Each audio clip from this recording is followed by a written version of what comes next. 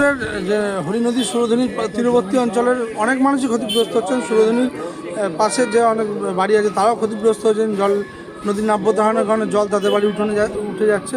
শান্তিপুরের বিস্তীর্ণ এলাকায় ক্ষতিগ্রস্ত। শান্তিপুরের প্রাণ প্রবাহ সুরধনী ও হরি নদীকে বাঁচাতে আন্দোলনের ডাক। 5 দফা দাবিতে সরব পরিবেশ প্রেমীরা। শান্তিপুরের অস্তিত্ব রক্ষায় এবার এককাট্টা হলেন শান্তিপুরের প্রায় সমস্ত স্বেচ্ছাসেবী এবং পরিবেশ ও বিজ্ঞান কর্মীদের সংগঠনের যৌথ মঞ্চ পরিবেশ ভাবনা মঞ্চ। ইতিহাস ও ঐতিহ্যবাহী শান্তিপুরের দুই প্রধান নদী সুরধনী ও হরি নদীকে পুনরুজ্জীবিত করার দাবিতে সম্প্রতি আয়োজিত এক গণসমাবেশ থেকে উঠল জোরালো আন্দোলনের বার্তা। পরিবেশ ভাবনা মঞ্চের উদ্যোগে আয়োজিত এই জমায়েতে বক্তব্য রাখতে গিয়ে বক্তারা স্পষ্টভাবে জানান, নদী না বাঁচলে অদূর ভবিষ্যতে শান্তিপুরের অস্তিত্বই বিপন্ন হয়ে পড়বে। যে কোনো সভ্যতা গড়ে উঠেছিল নদীর পাড়ে, আর সেই কারণে শুধুমাত্র মানুষই নয়, বহু কীটপতঙ্গ জীবজন্তু পরিবেশ ভারসাম্য রক্ষা হয় জলাশয় থেকে। একসময় যে নদীগুলিতে বড় বড় সওদাগরি নৌকা চলতো, ব্যবসা বাণিজ্য চলতো, যার জলের উপর ভিত্তি করে কৃষি ও মাছ চাষ গড়ে উঠেছিল, সেই সুরধনী হরি নদী আজ জবরদখল ও ড্রেজিংয়ের অভাবে পলি পড়ে মৃত পায়। পরিস্থিতি মোকাবিলায় আন্দোলনকারীদের পক্ষ থেকে প্রশাসনের কাছে 5টি নির্দিষ্ট দাবি পেশ করা হয়েছে। নদীর পুনরুজ্জীবন, জবরদখল মুক্ত, উপযুক্ত পুনর্বাসন, অর্থনৈতিক ও পরিবেশগত গুরুত্ব পুনরুদ্ধার, জলাশয় সংরক্ষণ ও জিপিএস ম্যাপিং। নদী বাঁচান, জীবন বাঁচান এই স্লোগানকে সামনে রেখে সদস্যরা হুঁশিয়ারি দিয়েছেন যে সুরধনী ও হরি নদীর সম্পূর্ণ প্রাণ ফিরে না পাওয়া পর্যন্ত এই গণ আন্দোলন অব্যাহত থাকবে। তো সেক্ষেত্রে সাধারণ মানুষকে কতটা পাশে পাচ্ছেন বিভিন্ন রকম আন্দোলন? সাধারণ মানুষের পূর্ণ সমর্থনকে পাশে পাচ্ছি, অনেক পুরোটাই পাশে পাচ্ছি। হরি নদীর যে আন্দোলন সংগঠিত হয়েছে সেখানে তো পুরো সাধারণ মানুষ যারা হরি নদীর তীরে বসবাস করেন, যারা জেলে মাছ ধরেন, তারাই আন্দোলনে 100% সামিল। আজকে যখন আপনাদের আন্দোলনটা হচ্ছিল ঠিক তখন তীব্র শব্দ আসছিল, সেক্ষেত্রে খানিকটা ব্যাঘাত ঘটছিল। কি মনে করেন আপনাদের শব্দ নিয়ন্ত্রণ এটাও তো আপনাদের দাবির মধ্যেই পড়ে? শব্দ নিয়ন্ত্রণ তো অবশ্যই আমাদের দাবির মধ্যে পড়ে। আমরা দাবি জানাই, সবসময় এখনও জানাচ্ছি যে শব্দের ব্যবহার নিয়ন্ত্রিতভাবে করতে হবে। আমাদের যে মাইক চলছিল আপনারা দেখেছেন, নিয়ন্ত্রিতভাবে চলেছে।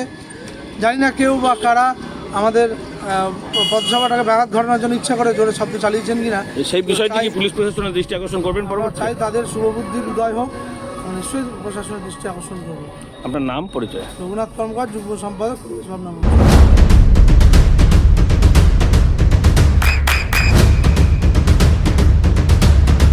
বৃষ্টিতে স্বস্তি। বৃষ্টি অ্যাকোয়া বিশুদ্ধ পানীয় জল। আজকে আপনারা জানেন যে শান্তিপুরের দুটি গঙ্গা নদীর মূল দুটি শাখা সুরধনী এবং হরি নদী, সেই নদী দুটি আজকে প্রায় ধ্বংসের মুখে। আমরা ইতিমধ্যেই সুরধনী নদীকে নিয়ে আন্দোলন শুরু করেছি এবং সুরধনী নদীকে আন্দোলন শুরু করার ফলে বিগত সরকার সুরধনী নদী সংস্কারের জন্য 50 লক্ষ টাকা বরাদ্দ করে এবং তাতে 3.5 কিলোমিটার প্রায় 3.5 কিলোমিটার মতো খনন করা হয়েছে। কিন্তু আমাদের দাবি ছিল নদীর উৎস থেকে মোহনা পর্যন্ত খনন করতে হবে, সেই কাজ করা হয়নি এবং যেটুকু খনন করা হয়েছে সেটুকু ড্রেনের পর্যায়ে মতো করে করা হয়েছে। ফলে নদীর স্বাভাবিক প্রবাহ সেটা দিয়ে বওয়া সম্ভব নয়। কিন্তু আপনারা জানেন বা দেখেছেন, আপনারা যারা সাংবাদিক বন্ধুরা আছেন, যে বর্ষায় নদীর যা চেহারা হয়েছে, সেই চেহারা আর ওই যে কাটা হয়েছে সেই অংশটুকু দেখলেই বুঝতে পারবেন পার্থক্যটা। ফলে একটা বিরাট নদী, সেই নদীকে একটা ড্রেনের চেহারা কিছুটা অংশ দেওয়া হয়েছে। আমরা চাইছি, আমরা নতুন সরকার এসছে রাজ্যে, নতুন সরকারের কাছে দাবি জানাচ্ছি যে শান্তিপুরের হরি নদী এবং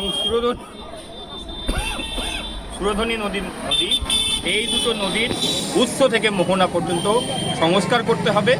সেই দাবিতেই আজকে আমরা শান্তিপুরের সুরধনী নদীর তীরে বাবলা বাইপাস সংলগ্ন কালভার্ট সুরধনী কালভার্টের উপরে আমরা আজকে সমবেত হয়েছি। আমরা এখানে মিটিং করেছি, আমরা স্লোগান দিয়েছি। আমরা এর মাধ্যমে দাবি করছি সরকারের কাছে যে নদীর উৎস থেকে দুটি নদীরই সুরধনী এবং হরি নদী দুটো নদীর উৎস এবং মোহনা পর্যন্ত সংস্কার করে নদীর স্বাভাবিক প্রাণ প্রবাহ ফিরিয়ে দিতে হবে। তো সেক্ষেত্রে কারা কারা উপস্থিত হয়েছিলেন আজকে আপনারা? আপনারা জানেন যে আমাদের পরিবেশ ভাবনা মঞ্চ শান্তিপুরের 42টি সংগঠনের যৌথ মঞ্চ। সেই যৌথ মঞ্চে বিভিন্ন সায়েন্স ক্লাব আছে, পরিবেশবাদী সংগঠন আছে, শান্তিপুরের সামাজিক সংগঠনগুলি আছে। সেই সকলের মিলিত সংগঠন হচ্ছে পরিবেশ ভাবনা মঞ্চ। সেই পরিবেশ ভাবনা মঞ্চ থেকেই আমরা আজকে এই প্রোগ্রামের আহ্বান জানিয়েছি এবং শান্তিপুরের বিভিন্ন সামাজিক সংগঠন থেকে শুরু করে পরিবেশ সংগঠন, বিজ্ঞান ক্লাব সবাই এখানে হাজির হয়েছে। তো আপনাদের শুধু কি এখানেই আন্দোলন নাকি আদালত, আইন এরকম কিছু ব্যবস্থা? বিষয়টা তো আছে, আমরা অনেক দিন থেকেই আন্দোলনটা চালাচ্ছি এবং আপনারা জানেন, দেখেছেন যে আমরা এই সুরধনী নদীকে রক্ষার জন্য আমাদের স্থানীয় প্রশাসন, ব্লক প্রশাসন, জেলা প্রশাসন, রাজ্য প্রশাসন, মুখ্যমন্ত্রী, রাজ্যপাল, এমনকি রাষ্ট্রপতি থেকে শুরু করে প্রধানমন্ত্রীকে পর্যন্ত আমরা লিখিতভাবে দাবি জানিয়েছি।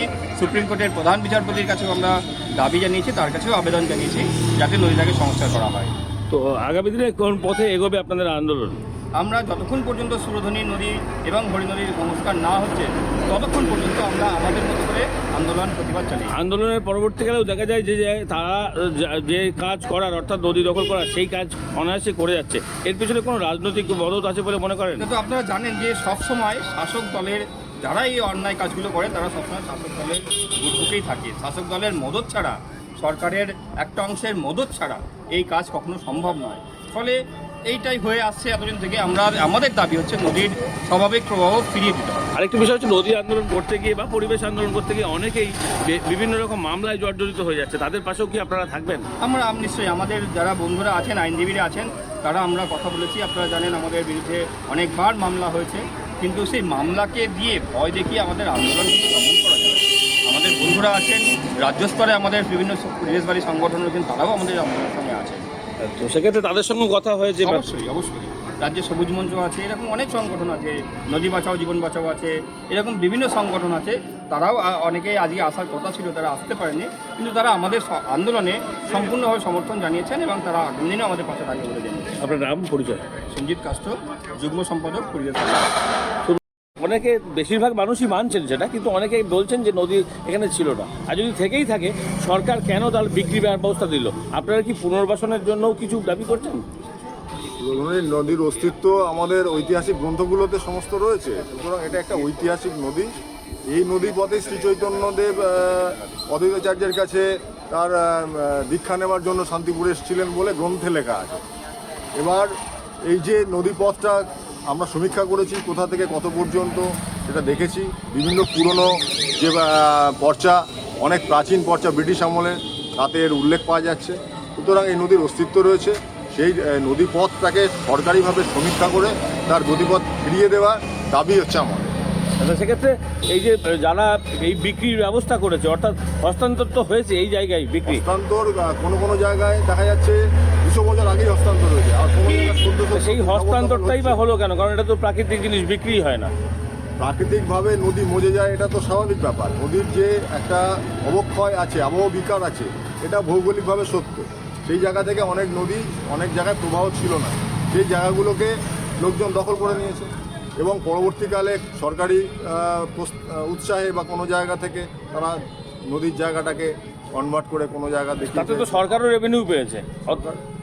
যে ক্ষেত্রে এটা হয়েছে, আমাদের ওই জন্য দাবি দুটো আছে। একটা হচ্ছে যেখানে অনেক দিন ধরে তারা বসবাস করছে, তাদের একটা দখলদারি এসে গেছে, বৈধ দখলদারি, তাদের দলিলপত্র অনেকবার হাতবদল হয়ে গেছে, সেক্ষেত্রে তাদেরকে উপযুক্ত ক্ষতিপূরণ এবং পুনর্বাসন এটা দিয়ে নদীপথ পুনর্নির্মাণ করতে হবে।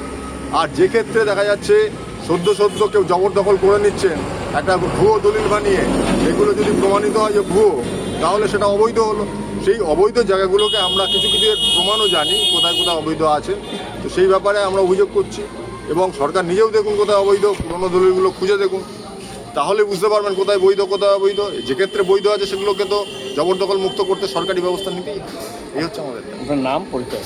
আমি সুব্রত বিশ্বাস, সভাপতি, পরিবেশ ভাবনা মঞ্চ, শান্তি। আপনার সন্তানের উজ্জ্বল ভবিষ্যতের সঠিক দিশা JRS public school. JRS public school, যেখানে শিক্ষা এবং আনন্দ একসাথে। JRS public school has an excellent team of teachers for the holistic development of your child. আপনার সন্তানের উজ্জ্বল ভবিষ্যতের একমাত্র ঠিকানা জেআরএস পাবলিক স্কুল। আপনি কোথায় ইনভেস্ট করবেন, কেন করবেন বুঝতে পারছেন না তো? সঠিক গাইডলাইন পেতে আজই আসুন নদিয়ার চাকদাতে নিবেদিতা প্রাইভেট লিমিটেডে। Nivedita private limited, marketing and distribution service. Balcony বা সিঁড়ির রেলিং, মডিউলার কিচেন বা ড্রয়িং রুম, এক কথায় আপনার স্বপ্নের বাড়িকে করে তুলুন আরো সুন্দর। Chakdaha ply centre, gorgeous look বা কোয়ালিটি সবে 3 নম্বর 1 Chakdaha ply centre. Chakdaha ply centre, KBM, Chakdaha, Nadia. হোমওয়ার্কটা করেছো? হ্যাঁ স্যার। এ বাবা, ভুল করেছো কেন? চোখে কেমন ঝাপসা দেখছি, লিখতে আর পড়তে খুব সমস্যা হচ্ছে। চাকদার মডার্ন অপটিক্স থেকে ভালো চোখের ডাক্তার দেখিয়ে নাও। প্রতিদিন প্রকৃত চোখের ডাক্তার ও দৃষ্টি বিশেষজ্ঞ মডার্ন অপটিক্স চাকদহে। চাকদা অ্যালুমিনিয়াম সেন্টার, প্লাই, কাঁচ, laminates, kitchen fittings, door lock, window ও অ্যালুমিনিয়ামের খুচরো ও পাইকারি বিক্রেতা। চাকদা অ্যালুমিনিয়াম সেন্টার, পূর্ব লালপুর 50 নম্বর রেলগেটের পাশে, চাকদা, নদিয়া। নদিয়া জেলার সবথেকে বড় বিল্ডার্স চাকদার মা মনসা বিল্ডার্স, রড ও সিমেন্টের পাইকারি ও খুচরো বিক্রেতা। মা মনসা বিল্ডার্স, পদ্মবিলা, চাকদা, নদিয়া। রুম রে মাত্র 1500 টাকা থেকে স্টার, খাওয়া দাওয়া রিজনেবল প্রাইস। নদিয়ার একমাত্র 3 স্টার ক্যাটাগরি হোটেল এনবি সোনার বাংলা হোটেল, কল্যাণী এইমসের ঠিক উল্টো দিকে, কল্যাণী, নদিয়া। নদিয়ার একমাত্র অথরাইজড ডিস্ট্রিবিউটর ঘোষ কমিউনিকেশন, থানার মোড়, চাকদা,